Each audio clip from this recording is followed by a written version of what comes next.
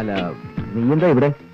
ഞാൻ പോസ്റ്റ് ഓഫീസിൽ പോയി, കുറെ കാർഡ്സ് അയച്ചു, ഫോൺ ചെയ്തു, പിള്ളേർ സെറ്റിന് കുറെ ചോക്ലേറ്റ്സ് വാങ്ങി, പ്ലസ് അല്ലറ ചില്ലറ ഷോപ്പിംഗ്. മുത്തു കുറച്ച് പോക്കറ്റ് മണി തന്നേ. എന്താ മോളെ ഒരു അപലക്ഷണം കെട്ട ചിരി? ആരാ മോനെ ലോറൻ?